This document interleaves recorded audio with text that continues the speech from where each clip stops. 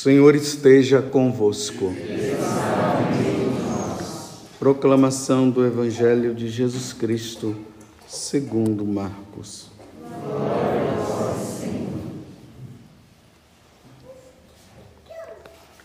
Naquele tempo, Jesus viu uma numerosa multidão e teve compaixão, porque eram como ovelhas sem pastor. Começou, pois, a ensinar-lhes muitas coisas. Quando estava ficando tarde, os discípulos chegaram perto de Jesus e disseram: Este lugar é deserto e já é tarde. Despede o povo, para que possas ir aos campos e povoados vizinhos comprar alguma coisa para comer. Mas Jesus respondeu: Dá-lhes vós mesmos de comer. Os discípulos perguntaram: Queres que gastemos 200 denários para comprar pão e dar-lhes de comer? Jesus perguntou: Quantos pães tendes? Ide ver. Eles foram e responderam: 5 pães e 2 peixes. Então Jesus mandou que todos se sentassem na grama verde, formando grupos. E todos se sentaram, formando grupos de 100 e de 50 pessoas. Depois, Jesus pegou os 5 pães e os 2 peixes, ergueu os olhos para o céu, pronunciou a bênção, partiu os pães e ia dando aos discípulos para que os distribuíssem. Dividiu entre todos também os 2 peixes. Todos comeram, ficaram satisfeitos e recolheram 12 cestos, cheios de pedaços de pão e também dos peixes. O número dos que comeram os peixes eram de 5.000 homens. Palavra da salvação.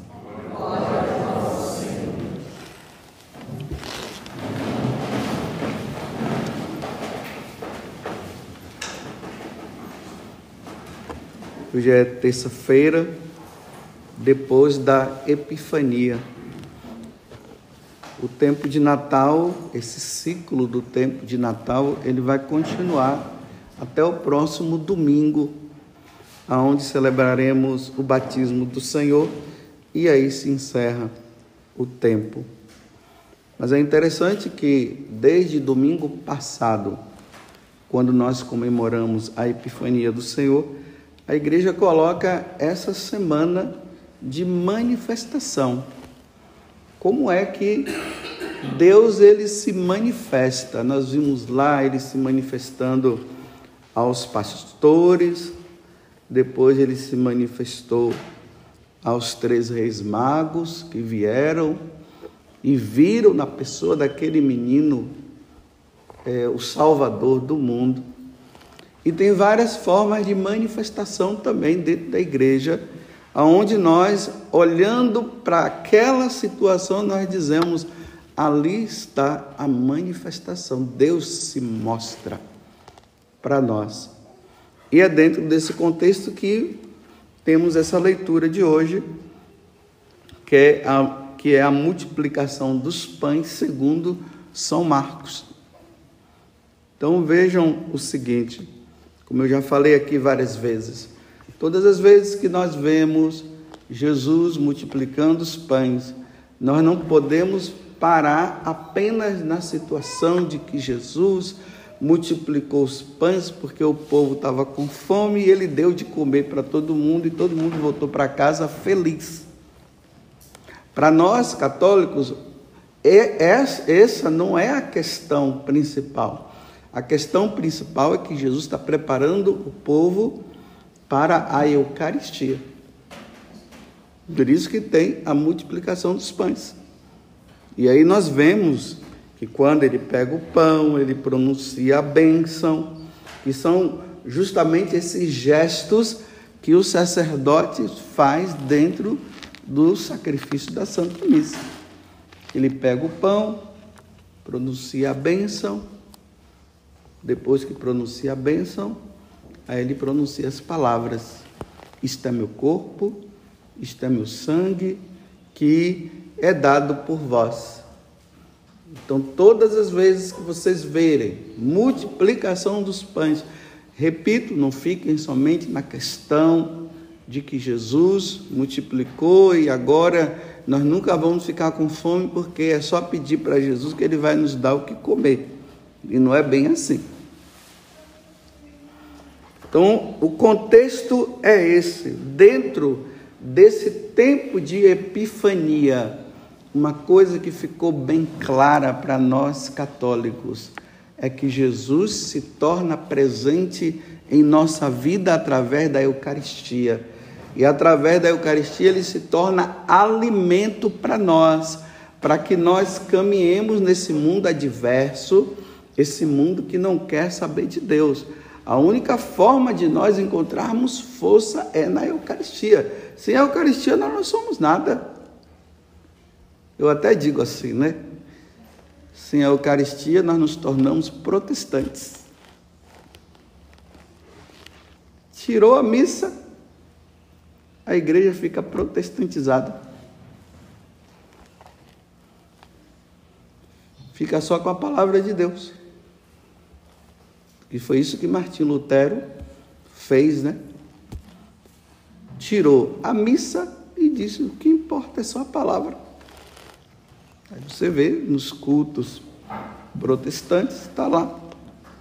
De vez em quando eles fazem ali uma celebração, é só uma memória, é um simbolismo, não é nada, não tem nada a ver com presença real de Jesus na Eucaristia, não tem não.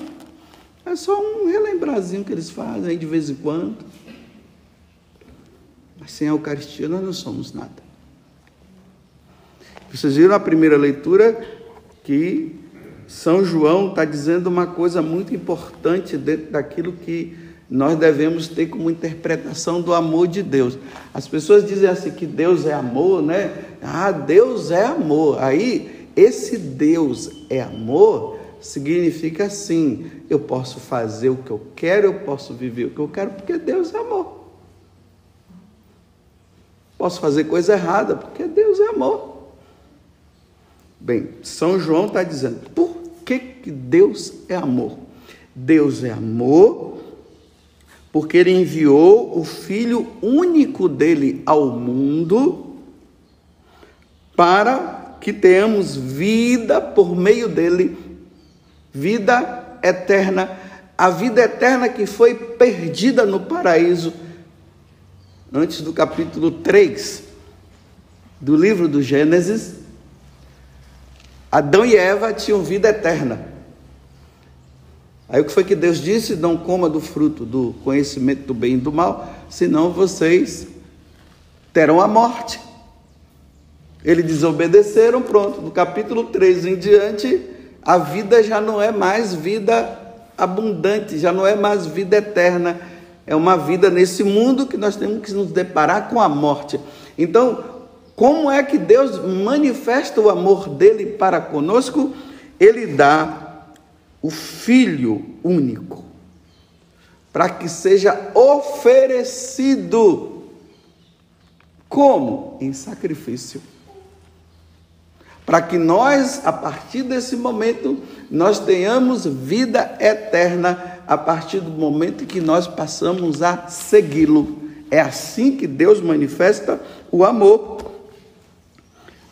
Não fomos nós que amamos a Deus, mas foi Ele que nos amou, diz São João, e enviou o seu Filho como vítima de quê? De reparação de quê? Dos nossos pecados.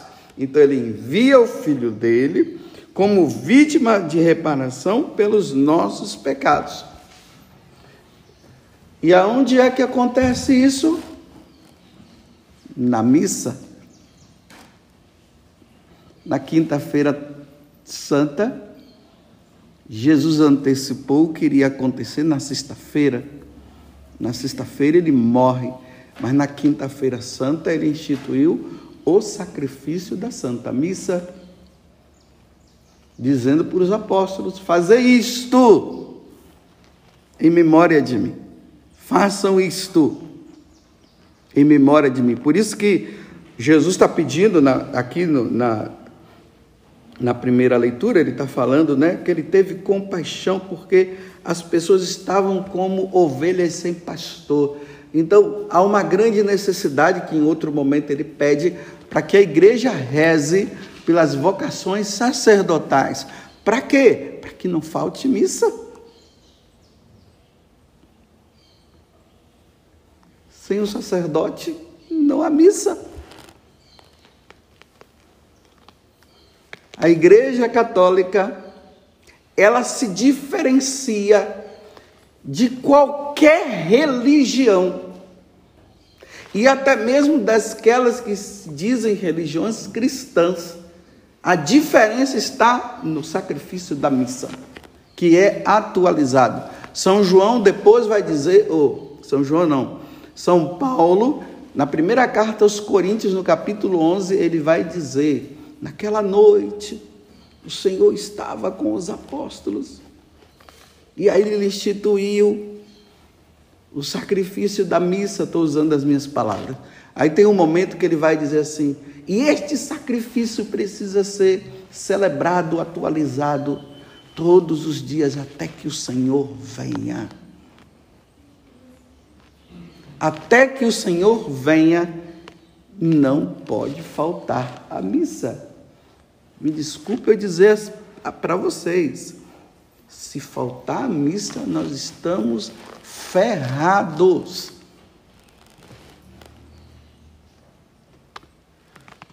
Porque no sacrifício da missa se atualiza o sacrifício de nosso Senhor Jesus Cristo. Ele se torna presente.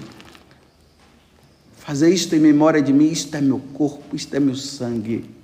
Aquele que come da minha carne e bebe do meu sangue, eu o ressuscitarei no último dia. Aquele que come da minha carne e do meu sangue permanece em mim e eu nele. Então, quando nós comungamos, Jesus permanece em nós. Olha que coisa maravilhosa, meus irmãos. Toda vez que nós vamos na missa, e é preciso estar em estado de graça, em estado de pecado mortal não pode se receber, é preciso estar em estado de graça. E nós recebemos, nós saímos da Santa Missa com Jesus, presente na nossa vida. Ele vai agora, quando o padre dá a bênção final, e ele diz assim: ide em paz, que o Senhor vos acompanhe.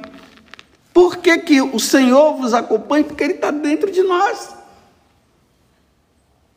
E aí nós vamos combater contra Satanás. Satanás não vai ter força em relação a nós, porque nós estamos com o nosso escudo, nós estamos com o nosso Senhor em nós. Então Satanás não vai ter força. Então ide em paz, que o Senhor vos acompanhe. E nós dizemos graças a Deus. Antes do imperador Constantino, lá pelos anos 300, ele ter assumido o império, e isso foi quando ele assume o império graças à mãe dele, que era Helena, Santa Helena, que era uma cristã, e ela rezou muito pela conversão de Constantino, e aconteceu a conversão dele, porque diante de uma batalha que ia acontecer, tudo indicava que esse imperador romano iria perder, e apareceu um sinal no céu dizendo: por este sinal tu vencerás. E foi o sinal da cruz. Tanto que a partir de então Constantino colocou como escudo sempre a cruz, e aí acontece a conversão dele. E a partir de Constantino, graças também, repito, à intercessão da mãe dele, Helena, Santa Helena, a perseguição pelos romanos, pelos imperadores romanos, cessou. Depois a igreja católica se torna a religião oficial, mas não foi com Constantino, foi com o imperador que veio depois dele. Mas o que é que eu quero destacar? Então, antes, os imperadores romanos perseguiam os cristãos e matavam. E uma das coisas que eles não permitiam que acontecesse era o sacrifício da missa. Porque eles sabiam da importância do sacrifício da Santa Missa. E aí que nós ouvimos, né? Celebração de missas nas catacumbas, ou seja, nos lugares escondidos, para que os imperadores não pudessem matar os cristãos. Então eles celebravam as missas escondidas. Então, nessa época aí das perseguições, eu já falei aqui, o próprio Papa Emérito Bento XVI, ele fala isso. Os cristãos, sendo perseguidos, começaram a celebrar missa escondidas. E o decreto, hoje a palavra decreto está ficando muito bem claro para nós, né? A gente não, essa palavra decreto não era uma coisa assim tão do nosso dia a dia. Então o decreto era o seguinte: não se pode celebrar missa. Celebrou missa, mata esse povo.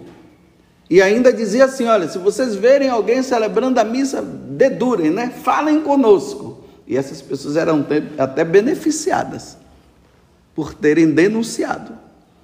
Então estavam os cristãos celebrando a missa escondido. De repente, souberam desse lugar onde a missa estava sendo celebrada. E aí foram lá os soldados e pegaram todos os cristãos que estavam lá. Imagine aqui dentro dessa capelinha que nós estamos, né? Que essa missa está sendo celebrada. Não ficou um, não escapou um, pegaram todos. E aí os soldados fizeram uma pergunta para eles: mas como é possível, vocês sabendo que vocês poderiam morrer, e vocês vão morrer porque vocês estão indo contra o decreto do imperador, como é que vocês vêm celebrar essa tal dessa missa?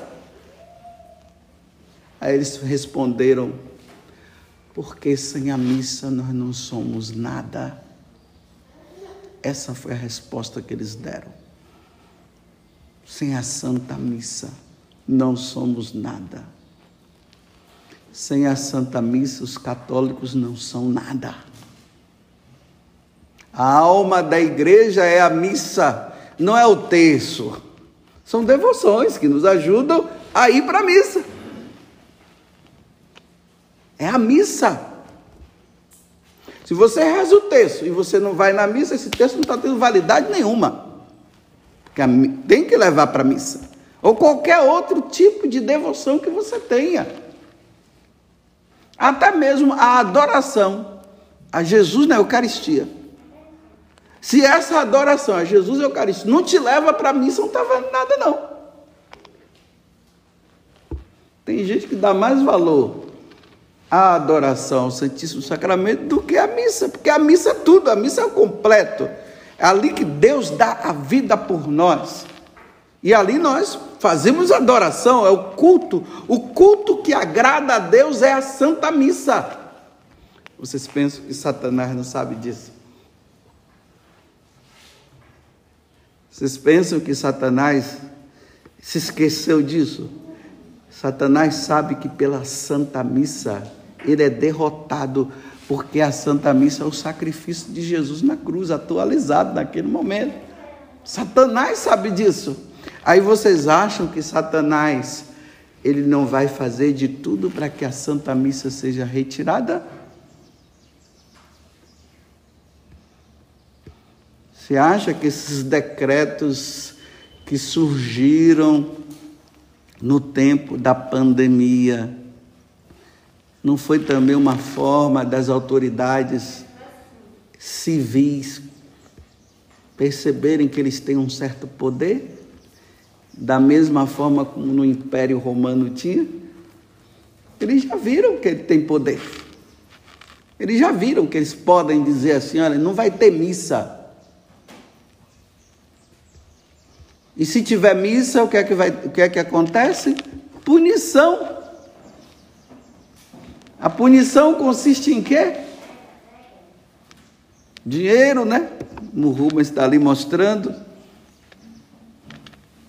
Cada missa que for celebrada vai ter que pagar tanto. E aí nós sacerdotes, né? Um certo medo. Porque não temos como pagar. Porque se todos os cristãos tivessem a disponibilidade de dizer, não, padre, pode celebrar. Se for 3.000 por dia, nós vamos ajudar. Mas ninguém faz isso, não. Quem é que quer tirar dinheiro do seu bolso? Aí voltando, começaram a entender que é possível fazer isso. Intimidou a igreja.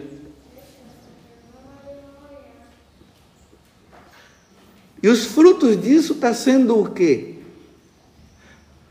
O fervor à Santa Missa está se perdendo por parte de muitos católicos que eram fervorosos. Quantas vezes lá no confessionário nós, sacerdotes, ouvimos dos penitentes isso? Olha, padre, eu não estou indo na missa, mas não estou indo para a missa, mas estou participando em casa. Assisto em casa, né, participar. Eu assisto pela TV. Como se o terceiro mandamento, que é guardar domingos e festa, agora acrescentou assim, assistindo em casa pela TV. Parece que deu esse acréscimo agora, nesse terceiro mandamento. E ai do sacerdote que diga, não, você tem que participar da missa na televisão. Não, mas já foi liberado. De quando? Quando que a doutrina mudou? Existiu uma exceção dentro de uma situação de calamidade pública, aonde se foi pedido que pelo menos se assistisse à missa para não se ficar sem a missa. Mas não se disse que era de agora em diante. E mesmo assim, né? Mesmo assim, os sacerdotes deveriam se arriscar em celebrar a missa. Porque sem a missa, nós não somos nada. Mas não ficou sem missa. A missa continuou, os padres celebrando, só não tinha o povo. Mas a missa estava sendo celebrada. Só que isso não pode dar continuidade e o povo agora se contentar de ficar participando de missa por live e achando que está participando. Não está, porque o sacramento é presencial. E parece que a coisa ela não parou. Parece que os decretos estão prestes a voltar de novo. Fica esse negócio de vai e volta. Eu já vi um bispo se pronunciando e dizendo, na minha diocese, se voltar essa questão, na minha diocese os padres vão celebrar. Porque ele diz, eu vou celebrar. Agora, se os padres não quiserem, problema deles, mas na minha diocese nós não vamos ficar nisso. Mas ao mesmo tempo que você ouve um bispo falando isso, você ouve um outro dizendo, já vai, antes da coisa acontecer, já está restringindo. Por isso que nós precisamos rezar. Porque Satanás quer tirar a missa. Ele não vai tirar. A Eucaristia, meus irmãos, nunca vai faltar na igreja. Porque se faltar a Eucaristia na igreja, acabou a igreja católica, nos tornamos protestantes. E nós não podemos nos tornar protestantes. É o contrário, os protestantes têm que voltar para o seio da igreja católica. Porque eles saíram da igreja católica, eles precisam voltar. Não é nós nos tornarmos protestantes. E repito, para os católicos se tornarem protestantes, é só tirar a missa. E Satanás está preparando isso. A ordem mundial está preparando para isso. Vocês pensam que uma das coisas que, quando surgir, que vai surgir, viu? Só não sei quando. Eu espero que eu não esteja mais aqui quando isso acontecer. Eu espero que eu esteja na glória de Deus, e ainda mais se eu for digno de estar lá, porque é Deus que vai decidir ainda. Mas eu vou lutar. Porque isso vai acontecer. Quando? Não sei, não estou profetizando não, viu? Estou falando algo que é lógico, que nós percebemos pela lógica. Pela lógica se percebe isso, que a coisa está se restringindo. E aí o que é que vai acontecer? A Eucaristia não vai faltar, a missa não vai faltar, mas o acesso à missa faltará. O acesso à missa, à Santa Missa. Nem todo mundo vai poder participar por causa dos decretos. Os que se atreverem serão processados, serão presos. Os padres que se atreverem a celebrar a missa, vai acontecer isso. Aí nós já vemos por aí, né, umas questõezinhas que fica meio assim no ar. Só pode celebrar missa uma vez, só na semana, só no domingo. Não pode celebrar todo dia. Já se ouve aí, né, padres que estão aí, não estão podendo celebrar missa todo dia, mas não, só uma vez por semana. E que história é essa?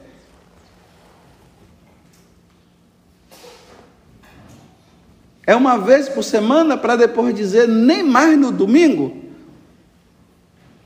E aí nós vamos ter que voltar a esse processo que eu falei antes de Constantino, que se celebrava a missa escondida. Eu espero que isso não aconteça mais, diante do que nós vemos na própria Sagrada Escritura, a abolição do sacrifício que está lá no livro de Daniel, e a dificuldade que vai passando na igreja, está começando a perceber. Repito, abolição não significa que vai terminar, vai ter, mas vai ter dificuldade. Hoje é uma facilidade nossa, aqui na Canção Nova nós temos missa em abundância. Tem 6 horas da manhã, tem 7 horas, tem meio-dia, tem às 18 horas, na segunda-feira ainda tem das 15 horas, na quinta tem às 16 horas, quarta tem às 20 horas, e ainda tem as do acampamento. Meu Deus, o pessoal fica escolhendo missa aí à vontade. Não, eu vou nessa, não, eu vou naquela, não, eu vou dormir mais, vai acabar isso, viu? Não estou falando profecia não, estou falando da lógica. Como as coisas estão caminhando, se percebe isso.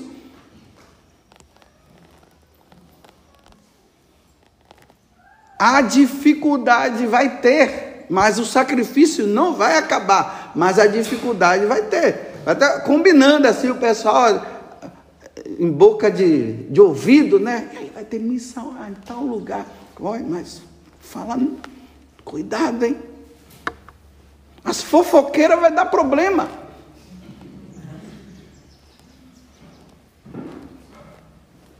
Rede social, mandar? Não dá para mandar para o WhatsApp, não. Tem que ser ali, olha, com sinais.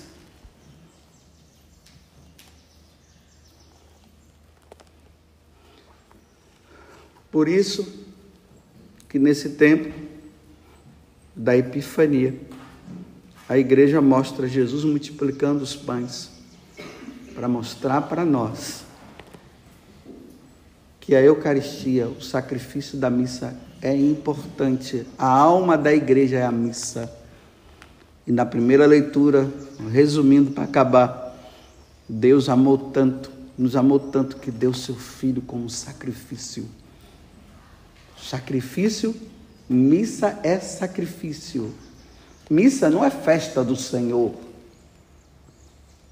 Missa não é da carteira de trabalho que você vai receber, vai ganhar o seu emprego. Missa não é isso. Missa é sacrifício. Isto é meu corpo, isto é meu sangue. Quando o Padre ele eleva o Cristo crucificado, que se dá a nós. pela redenção da humanidade. Isso Deus revelou na Igreja Católica. Martim Lutero, que era um sacerdote, descabeçado,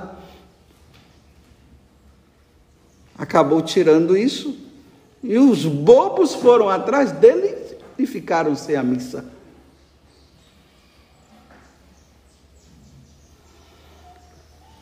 Louvado seja nosso Senhor Jesus Cristo e a nossa Mãe Maria Santíssima.